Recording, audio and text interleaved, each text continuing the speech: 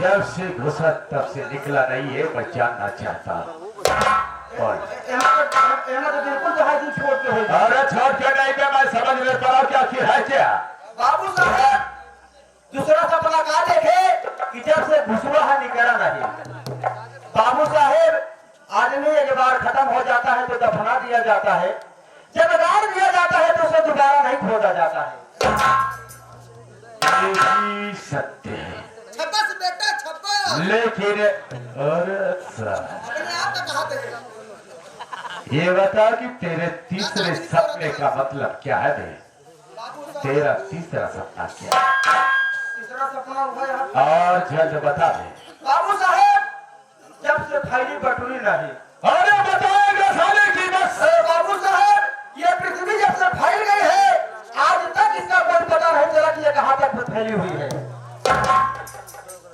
वाह बेटा वाह, शाबाश, बड़ा समझदार है। मैं तो सोचा कि तू अनपढ़ गवार है बे, लेकिन आज से मैं समझ गया कि अजय कुमार तू बड़ा होशियार है बे। पक्का सियार है। हाँ सियार नहीं लखड़ी नहीं है बे, होशियार चतुर है। बाबू साहेब लेकिन अजय कुमार बाबू साहेब ये मत सोच कि तेरे इन बातों में आकर आज हम तोरा के माफ कर देगा। एक फेरी जाए गया बाबू क्या साहब। जाने दूं मैं, यह गलती आज ऐसी ना कर। गलती का नाम पहले में। हाँ मैं तुझे क्षमा जरूर करूंगा, माफ जरूर करूंगा, लेकिन एक छोटी सी सजा दूंगा मैं। सजा यह है कि उपस्थित सभी जनता जनार्दन के सामने हमारा इंट्रोडक्शन अर्थात हमारा परिचय दे दे, बस हम तोरा के माफ कर देगा। बस इतना ही। बाबू साहब मैं आपके यहाँ नौकरी करता हूँ तो मेरा परिवार चलता है। अगर आई हुई जनता भाई बहन माँ के सामने अगर आपका नाम लूंगा तो एक नौकर और एक मालिक में कोई फर्क नहीं रह जाएगा। मैं ये उचित समझूंगा कि आप अपना परिचय अपने मुखार बिंद से स्वयं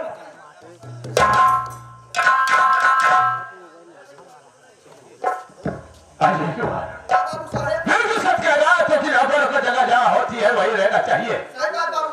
आज थोड़े कुछ अच्छी बात कही है। ये निकले कहने का मतलब है कि बाकी सभी जनता जनार्दन को मैं अपना इंट्रोडक्शन अर्थात अपना परिचय स्वयं दे दूं, ये चाहता है ना? हाँ बाबू साहब तो ठीक है ऐसा कर, तू बैठ जा, मैं अपना परिचय स्वयं दे देता हूँ। बैठ जा।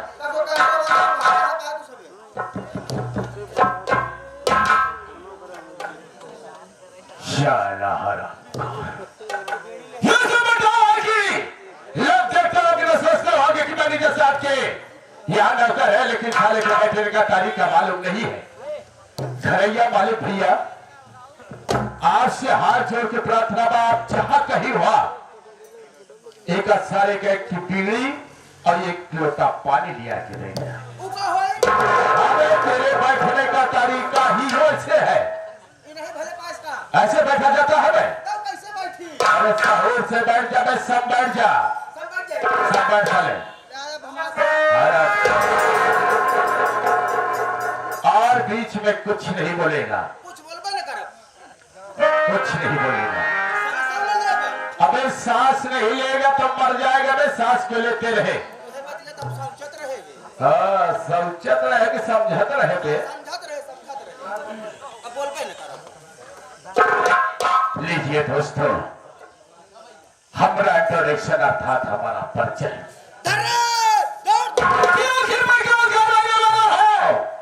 और मेरा क्या नाम है और साथ साथ हमारा क्या दोस्तों, मेरा नाम ठाकुर रंजीत, ठाकुर रंजीत। दोस्तों मेरे परिवार मेरे परिवार में मैं सिर्फ 2 ही सदस्य हूं, जिसमें कि एक मैं और एक मेरी बेटी गीता है। दोस्तों मैं इस हिंदुस्तान का नहीं बल्कि इंग्लैंड का रहने वाला। आप इंग्लैंड के रहने वाले हैं? कोई शक? बैठ चलिए।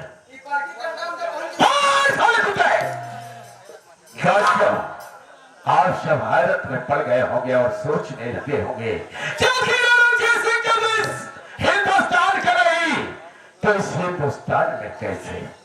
कहानी को समझिए, समय की बात है दोस्तों।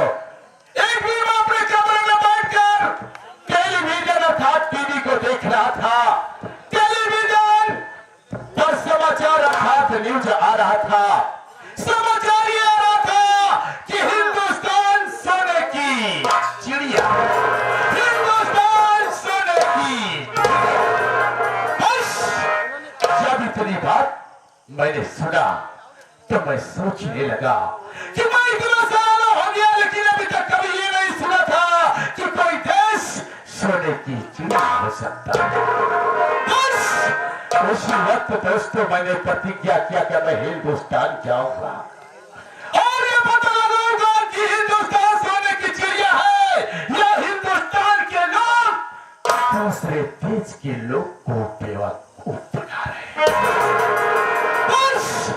उसी वक्त मैं अपनी बेटी गीता को लेकर हिंदुस्तान रवाना हुआ और हवाई अड्डे पर उतर गया।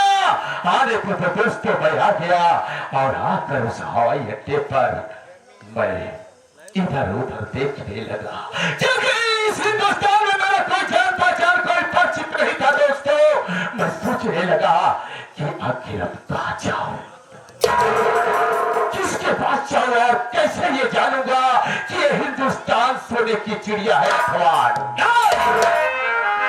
लेकिन ऊपर वाले की मेहरबानी है दोस्तों कि के मशहूर सेठ दीनानाथ जी उपस्थित हो गए और आकर के दीनानाथ जी ने हमरा से हमारा नाम पूछा लेकिन परिचय नहीं पूछा।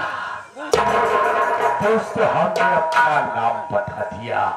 उसके बाद शेख दीनानाथ ने कहा कि तुम पढ़े लिखे लग रहे हो, ये बताओ तुम नौकरी करोगे?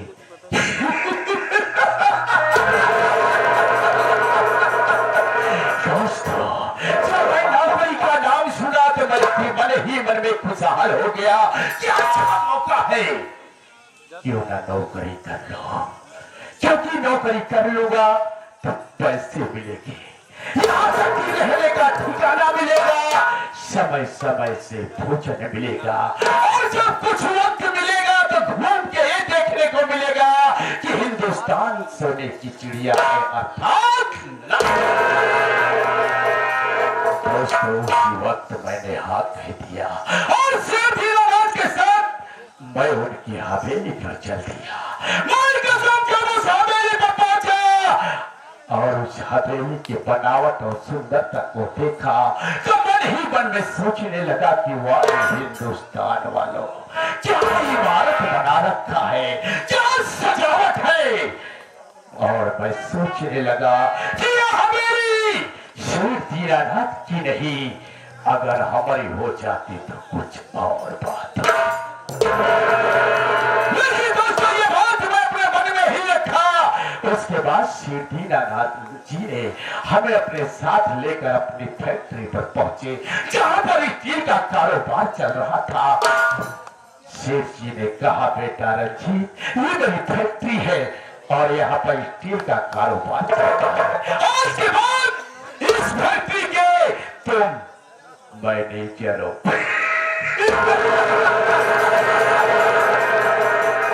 भाई कसम जब मैं उस फैक्ट्री का मैनेजर बन गया और उसका लेन देन प्रारंभ किया, पैसे का आवागमन देखा तो हमरा के लालच और बढ़ गई और मैं सोचने लगा कि ये फैक्ट्री शिव दीनानाथ की नहीं, अगर हमारी हो जाती तो कुछ और बात।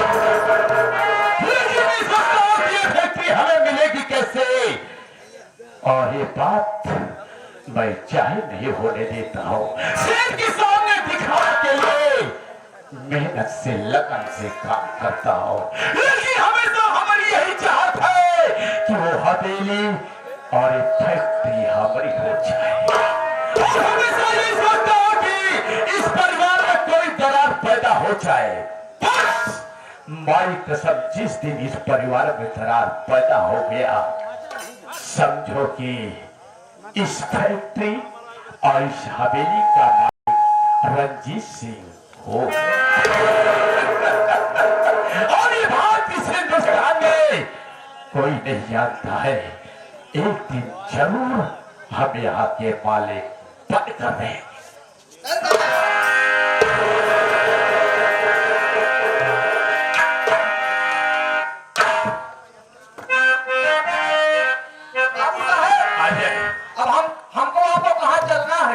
सुन मेरी बात को, तुझे शेर जी की नौकरी करते हुए तो काफी दिन हो गया होगा। बिल्कुल सही बात। लेकिन आज तक ये बता कि तूने मकान बनाया कि नहीं है? कहाँ बनाया है बाबू साहब? कहने का मतलब यह है कि अभी तक तू झोपड़ियों में गुजर बसर कर रहा है।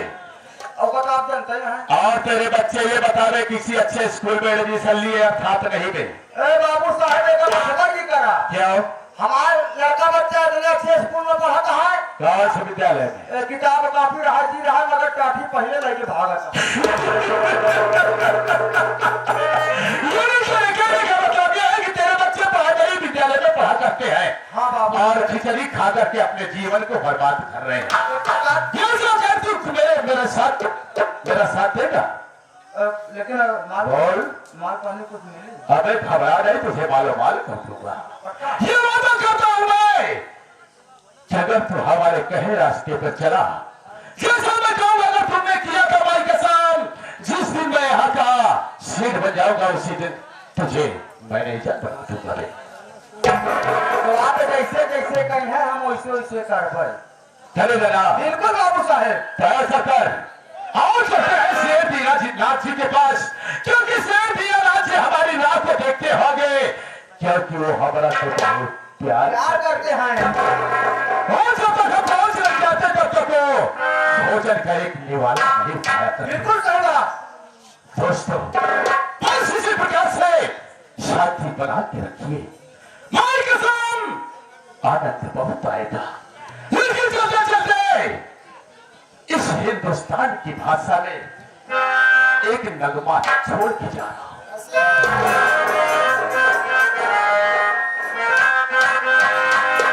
अरे आंखों में बसा जो काजल है उसे लोग ये पागल कहते हैं।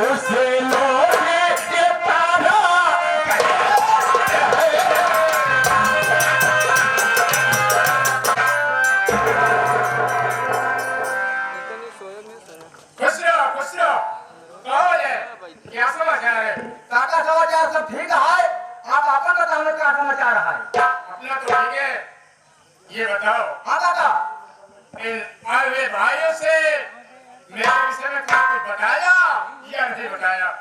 काका आपके विषय में आपके बारे में भाई लोग से कुछ नहीं बता पाए। काका मैं यह चीज समझता हूँ कि आप अपना परिचय अपने मुखार बिंद से बता। ये बात मैं श्री बीनापुर का रहने वाला हूँ। मेरा नाम दीनानाथ सेठ। मेरे घर में मुश्किल के 5 प्राणी। मेरी बीबी रागिनी थी जो 2 बच्चों का जन्म देने के बाद वो भगवान को प्यारी हो गई। 2 बच्चों में एक लड़का और एक लड़की। बिल्कुल सही बात काका। लड़के का नाम गौतम और लड़की का नाम चंदा। छोटे छोटे बच्चे होने के कारण लोगों ने मुझसे कहा कि शेर जी ये बताइए कि इन बच्चों की सेवा कौन करेगा, और आप अपनी फैक्ट्री को देखेंगे या इन बच्चों की सेवा करेंगे, पढ़ाएंगे लिखाएंगे।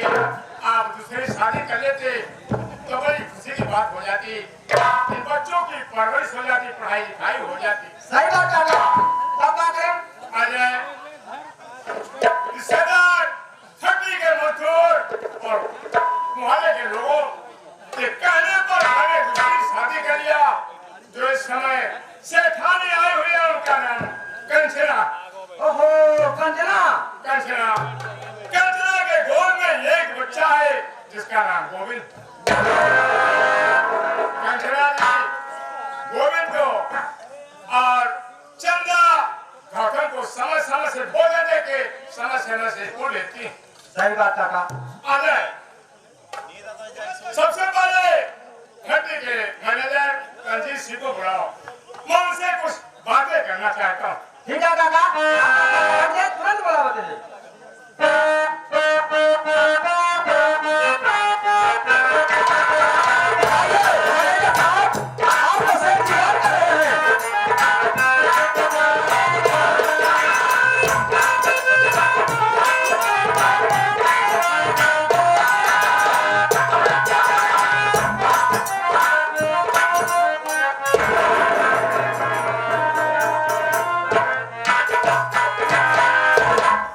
ये मैं क्या देख रहा हूं?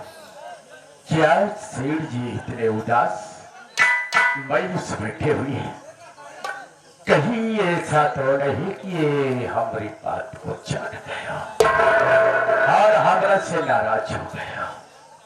फिर भी पता करता हो कि आखिर बात क्या है।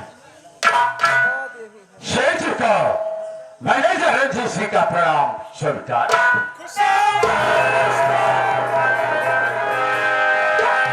शेर जी, मैं आपसे कुछ कहना चाहता हूं, आदेश हो तो कहो।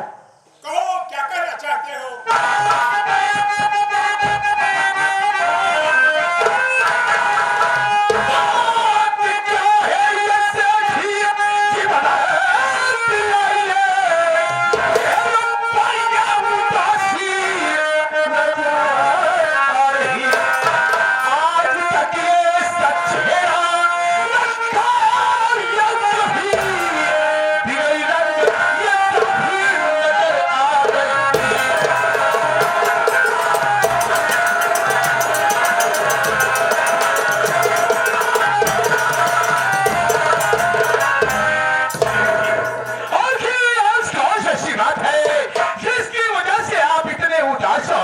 बैठे हुए हैं, तो फैक्ट्री के मजदूर ने आपको कोई बात कह दिया या इस मीनापुर के किसी लोगों ने आपको कुछ कह दिया या बात इस मैनेजर रंजीत सिंह से कोई गुस्ताखी हो गई?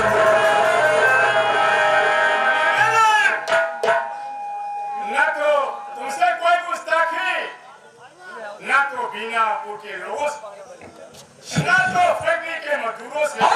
किसी से कोई गुस्ताखी नहीं है, तो आप इतने उदास क्यों हैं? क्या बात है? मैनेजर, तुम जानते हो कि घर में चंदा बेटी सियारी हो गई है, शादी के काबिल हो गई है। ये तो बिल्कुल सत्य है। सेठानी कंचना को कुछ ख्याल है कि इसकी शादी कर दिया जाए तो सर का बोझा हल्का होगा। ये तो हर एक बाबा का फर्ज होता है, शेर जी की बेटी हो या बेटा, जिस बेटी सयाना हो जाया करते हैं, हर एक बाबा ये सोचा करते हैं कि कब की शादी हो जाए कि हमारे सर का बोझा हल्का हो जाए। लेकिन ये आदेश दे रहा हूँ कि आज मेरे परिवार के सभी सदस्यों को मेरे सामने पेश करो, मैं सभी से मसला करना चाहता हूँ। वाह शेर जी, आपकी जय हो शेर जी, आपकी जय हो। क्योंकि पहली बार मैंने ऐसा देखा है कि घर के कोई काम हो तो परिवार से सलाह मशविरा किया जा रहा है। शेर जी, सत्य है, सत्य कहा गया है कि अगर किसी भी परिवार में कोई काम करने से पहले उस घर का गार्जियन अपने परिवार से सलाह या मशविरा कर ले, तुम्हारी कसम उस घर में अंधेरा कभी नहीं हो सकता है। आपकी सोच बहुत अच्छी है, बहुत अच्छी। ठीक है सेठ जी, आप बैठ जाइए, मैं सभी लोगों को बुला रहा हूं। अजय, बाबू साहेब इधर आओ। ऐसा करो तुम हवेली जाओ और शिकारी को और सभी बच्चों को लेकर के यहाँ पर आओ, और कोई पूछता है तो बता देना कि सेठ जी ने याद किया है। चलो।